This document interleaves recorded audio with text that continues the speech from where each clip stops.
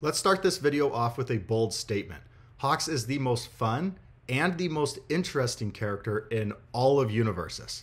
Since the release of Jetburn, this is the character that I've been playing the most, and every round I play with Hawks, I just want to play more rounds. He feels more and more strong. No game plays similarly to other games. Each game is new and unique, very, very situational, just like he is on the show. So before I go on, huge shout out to the design team of UVS Games. They absolutely hit a home run with the design of this character. First, let's talk about why he's the most fun character in all of Universus. Well, on the show, Hawks is highly intelligent, he's manipulative, and he's calculating. And manipulative and calculating kind of have this negative context to those words. Maybe I would say like situational might be a better term. But he's constantly changing who he is depending on who he's around. He's coming up with all sorts of schemes, and he really just changes himself to fit in with his environment and push characters into making the choices that he wants them to make. And that's exactly how he plays in the game. At the start of your combat phase, you get these two Hawk's feathers if you have them in your discard, and these feathers can be used as attacks, they can be used as blocks, they can be used for speed bonuses, they can be used for speed penalties. They're the ultimate utility card, and you change how you use them depending on the situation that you're in. Not only that, but you get this enhance where you can change the attack zone to high and switch the speed and damage. So you can use that enhance for basically a free block if you like, 80% of the time. That's what I find myself using it for. You can make something high, block with showdown. You can use it on offense to increase the speed of your attack and then give it a massive damage bonus. Also, you get this bottom response once per enhanced step. After an attack speed is modified, it's going to get +1 or -1 speed. So as long as you play a lot of cards with heavy speed manipulation, you're basically giving all of your attacks +1 speed and all of your rivals' attacks -1 speed. You can see very quickly how Hawks could be a very aggressive character because you're a 6-hander that draws an extra 2 attacks, or you could be an ultimate control character because you get to play like you're an 8-hander. You get -1 speed to all of your rivals' moves, and you get a free block. So he can both be aggressive and he can be a highly control character. He's underrated because he does require he does have a high skill barrier. So both in deck building and in gameplay. For example, with deck building, you have to really build around the feathers. How many cards are you going to play? What are the ways that you're going to make sure that you do get your feathers? And then in gameplay, you have to know how to use your feathers, when to build and play control, when to really push all in, and when to use these feathers as speed bonuses, or when to use them as attacks. There's just a lot of skill expression here. And so the first several times you play Hawks, you're probably not going to do great. At least that was my experience. But every time you play this character and you make adjustments to your deck, you'll get better and better, and he'll feel stronger and stronger. He really rewards the time that you put into him. Hawks is not like Ryukyu, where you just pick up the deck and you're immediately winning games. You're probably going to pick up Hawks and lose your first several games, and that's to be expected. It doesn't mean he's not strong. And I think that's why people are underrating him, because once Jetburn comes out, everybody's just playing with rough draft builds of everybody, and your rough draft build of Hawks probably isn't going to do very well. He really takes a lot of time. So let me show you the deck list that I have created. I'm not saying it's a finalized list, although I've played, tons of rounds with Hawks, but every day I'm improving upon it, and it still doesn't feel quite there, but it feels like it's almost there. Before we go into that, I should talk about Hawk's Feather. So you can use it for +2 speed or -3 speed, dropping it from your hand, or it's just a 1 difficulty, 1 mid, 3 attack because Hawks gives it the extra 2 damage. So everything's going to run through Feather. And let me show you what I mean.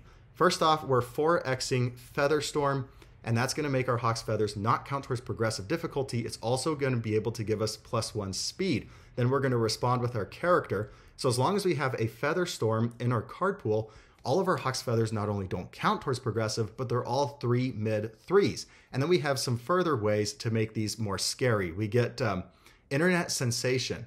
This is a gentle criminal order card. After you play an attack, if you did not commit any foundations to pass the check, that attack is +1 damage. Well, these feathers are only 1 difficulty. You will never be committing foundations basically to pass the check. And so that if you have 1 Internet Sensation out and you have Feather Storm out, now all of your Hawk's Feathers are 3 mid 4. That's like the stats of several 4 difficulty attacks, and you're getting it for a 1 difficulty attack, and it's not even counting towards progressive. That's nuts. And then we also get a card like Feather Control, where we can remove and we can add that feather back to our hand, and then we can just play it again as another 3 mid 4. I've had games where between, I've had like 2 feather controls in my stage.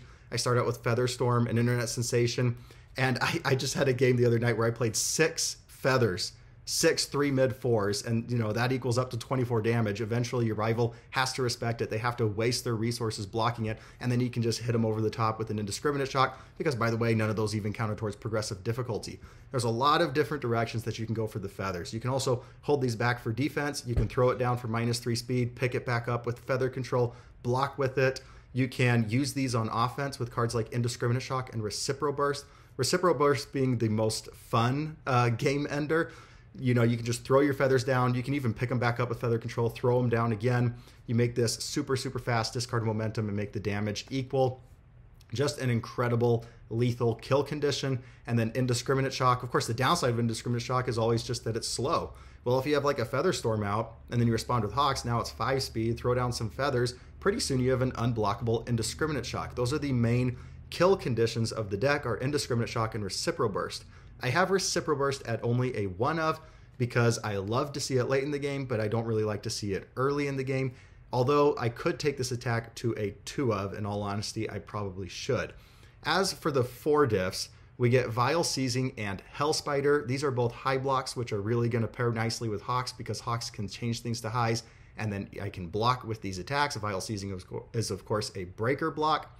Vile Seizing is going to be our main draw for the deck, where they check a 7, either they're going to stun 2 or they're going to let you draw a card. For draw, we also get Feather Rush. We can play this as our 5th card, and then it ignores progressive difficulty.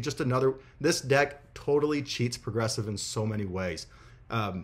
And then you get to draw a card if you have a feather. It's also just a nice EX2 attack. So I'm running 2 of this. I've really, really liked Feather Rush in all of my testing. And then I've got Hell Spider. This is just a generic nice stats card.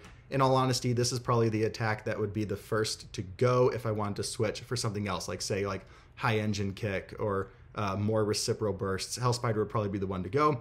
Although I like it, it's just 4 high for 6. You're going to respond for more speed. You're giving all of your future attacks speed. It feels nice stats wise, but it's not doing really nearly as much as the other attacks to further progress your game plan. And then we have 2 Feather Sword Slash. And stats-wise, I'm not a big fan of this card because it is a 4 low 4 on a 4 difficulty attack. That's basically a 5 difficulty attack, because you're always going to be committing a foundation to search your deck or discard pile for a Hawk's Feather.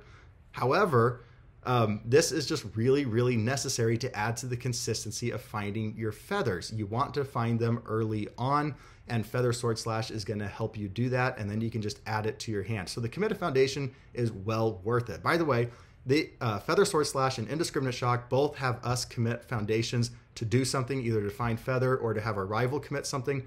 And with both of these, we can use Gotcha, respond, and get another speed that way. So I'm 4xing Gotcha because we have so many ways to commit foundations on offense. And I think that is pretty much it here. As far as momentum outlets, Recipro Burst is, of course, the main momentum outlet. Featherstorm is also a powerful, but you can think of it as like a powerful or EX, because you can use it for powerful and then use Hawks and switch its speed and damage. So it really can go either way you want as a string starter. I find myself a lot of times leading off with a Featherstorm, maybe putting some momentum into it, and then switching the speed and damage, and then increasing my damage in other ways. And also we get Feather Rush as an EX2, and then we also get like things like number 2 Pro Hero. So we have a few different ways to use our momentum in this deck. A lot of times you're probably not going to be putting your feathers in your momentum unless you still have 2 in your discard pile, right? You want to always make sure that you're picking those up at the start of your combat phase. As far as the actions, it is a pretty action heavy deck, and I'm running 1 copy of Teamwork, 1 copy of Showdown, 1 copy of Futures now, and then 2 Fierce Wings. Basically, Fierce Wings is copies 2 and 3 of any of these actions, because all of these actions feel incredible in the deck. Future is now just giving +2/+2, can sometimes be the difference between something becoming unblockable and getting enough damage to be a kill condition. If you lethal Futures now and finish them off with an Indiscriminate Shock, or Futures now into a Recipro Burst and now it has that 2 extra speed, either of those can feel really, really nice as string enders. We also get Showdown, which we can use on defense. Of course, make it high, make it slow, and then commit 2 of their foundations. You can also use this to cancel an action card. And then Teamwork is going to be able, because Hawks doesn't add damage on his face, right? He's counting on his cards to do that. And so Teamwork is just another way we can very quickly get 5 damage on a card. There's a lot of these where simply dropping a feather out of your hand gives you 5 symbols in your card pool. That's never really an issue. So it's 5 damage when you need it on offense, or on defense, it's a 1 low block that you can use, and then your next block ignores progressive difficulty. That ignoring progressive difficulty is going to be a big deal because you can use your feathers for -3 speed, and you're putting those in your card pool, but your next block will ignore progressive difficulty. So I find all of these actions very useful at different parts of different games, and Fierce Wings is just that ultimate utility card to go find them.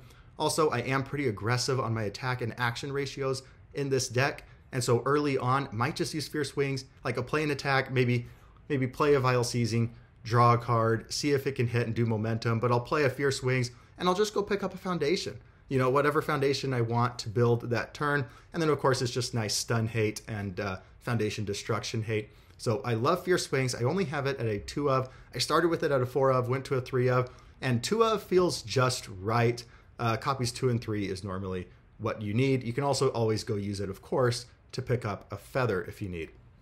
And that is going to do it for the actions and attacks. Just to show you what I mean by the ratio, this is a 63 card deck, and so I am running 36.5% attacks and almost 8% actions. So that leaves us with only 55.55 repeating for our foundation ratio, and that's pretty aggressive, but I find that it works. You'll see that our deck stability is still quite high, and that's due to the feathers. I don't really consider the feathers as fully counting as an attack towards your ratio. I consider it as counting like half an attack. So basically in this deck, I really consider it a 63 card deck that runs 21 attacks, and that's a perfectly reasonable ratio, because most of the time when you throw down feathers as attacks, it doesn't matter if you check a 3, you are going to pass that check. Again, we have Futures now to ignore progressive, we have Feather Rush to ignore progressive, we have Feather Storm to ignore progressive. We get lots of ways where we just don't care about progressive difficulty. It doesn't matter a lot of times if you check a 3 in this deck. So I'm okay with being a little aggressive. Also, I don't want it to feel like I can't kill people, and that's part of why I love this build so much. Indiscriminate Shock and Reciprocal Burst just feel amazing as kill conditions. Go and grab the Teamwork if you need it for another 5 damage. That's also something nice about Feather Sword Slash, is if you need this to deal lethal, you can discard a card and get it to 7 damage, which a lot of times is just all you need. And then as for the foundation base, this is a big reason why I chose the order symbol as well, because I've played all of the symbols, but I have found order to be by far the most consistent and the symbol that fully utilizes Hawks and Hawks feathers. So we already talked about Internet Sensation and Feather Control and how they deal with Feather. I am 4Xing both of those cards. I always want to see those foundations. But also we get Tape. This is going to change their attack zone to mid, and we're always going to have mid blocks in hands thanks to Hawk's Feather. We can also use it for -2 speed and then respond with Hawks basically for -3 speed. I love Tape in this deck. It is a 3 mid block. That's why I'm having it at a 3x instead of a 4x, because we're already a little high on our mid blocks. If we go down to our block zones, I've got 19, 25, 19. It's pretty even. I know a lot of Hawks decks do skew towards the high blocks because Hawks makes everything high. But again, most of the time I find myself using that enhance on defense just for a free block. I consider it like similar to Mirio. You know, Mirio gets to commit and discard a momentum to take someone's damage to 0, but Hawks can just take their speed down to 0, switch the speed and damage, and you're all set to go. And he doesn't even need momentum to be online for that. He can be online turn 2, turn 3 very easily. So I don't really find myself skewing towards high blocks a ton. That's why I'm only running 1 Showdown. When it works, it really works, but a lot of the times I don't really want to see it, and it's not the right card for the moment. Yeah, running 2 Requesting Assistance. I'm only running 2 instead of 3 or 4 because it is a mid block. I got the 3 Calling for Backup. Always want to be drawing. You get a lot of speed manipulation, and you can play really control. And so typically being able to block an attack isn't the issue. It's having the block in hand that's the issue, and Calling for Backup is going to get you an extra, hand size basically. And then Ice Gliding is the ultimate Hawks card because ice gliding can be used on offense and it can be used on defense. So if you use it on offense, then you can respond for your character and get 2 speed. If it's blocked, your next one's also getting a speed. Or you can use it on defense to give something -3 speed. If it's blocked, the next one gets -1 speed. Love ice gliding, one of the main reasons to pick the order symbol. And then when we go to the 2 diffs, you'll notice that I've got a ton of 1-ofs, and that's because Hawks is just really situational. And you can always pick up the 2 diff that you need when you're building with like Fierce Wings, for example. And so you can play a lot of 1-ofs and feel comfortable. Hawks in a lot of ways is a very toolboxy character. He can feel a lot like Shigaraki 3 or Momo, Eraserhead, Shoto 1, all of these other control characters. Hawks can feel very similar. And so we're playing a lot of 1-ofs. If I did have a sideboard, I'd probably put more copies of these 1-ofs in the sideboard depending on the matchup. For example, Hawks is a great character for challenging the fakes because you can use Hawks' Enhance to block an attack without blocking an attack. And you can use challenging the fakes to give their next check to play an attack -2. Also, Hero Killer is a great Hawks card. You get this response that's really strong in the meta right now with characters like Momo and Overhaul constantly building. And when they build or unflip a foundation, you can remove it with Hero Killer. But also that Deadlock first form is nasty. Remove, your weapon attacks get stunned 2 for the rest of the combat phase. So if you lead off with like a Feather Storm, this gets stunned 2, and then these aren't going to count towards progressive, and they all say stun 2 now.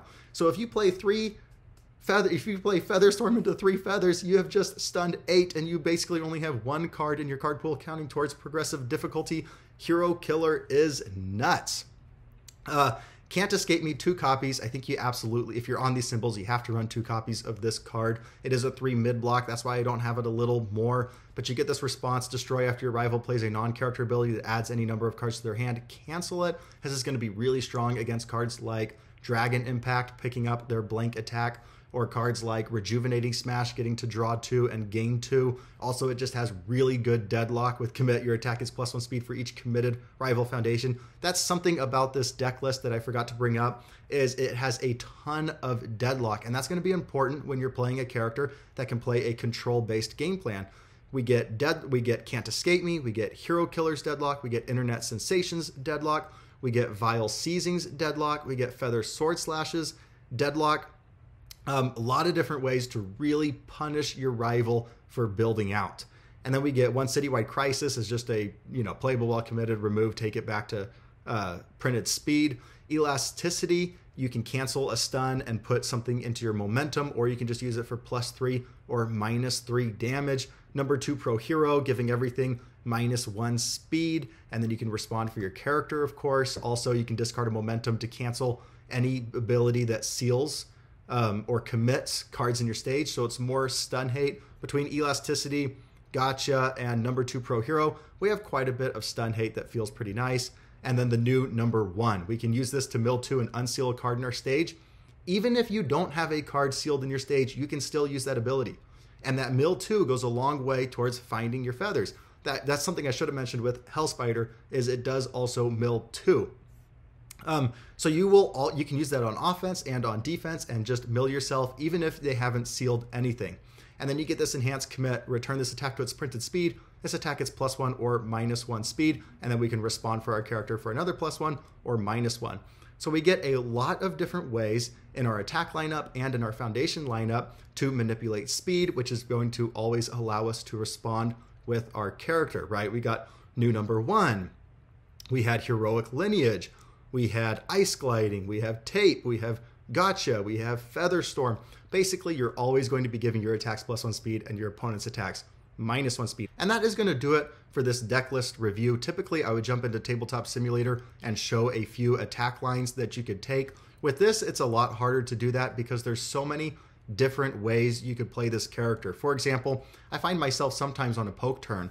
I'll build 2 foundations, play a feather, build another foundation, and then I'll play a Feather Rush, ignoring progressive, and get to draw a card. That's just kind of a very wacky attack lineup. Might play Feather Storm into lots of feathers into something else, Futures Now, Indiscriminate Shock, or play a Reciprocal Burst and drop the feathers out of your hand. There's so many different ways that you could take this attack lineup. There's so many different ways you can play defense that it makes it really hard just to show on tabletop. Really, the only way to see it is just to pick this deck up yourself and start playing. And again, the first few times you'll probably get destroyed, but over time you get better and better and more used to Hawks. And I promise that you will not regret picking up this character and playing him. He has been the most fun I've ever had playing Universus in the last year. If you, like me, have also become a Hawks enthusiast, I would love to see your deck lists. Feel free to drop them in the comments and talk about the spicy interactions that it has and the reasons that you chose the cards that you did. If you are playing this character for the December 2nd webcam event this weekend, then good luck to you, and I hope you take down the entire event.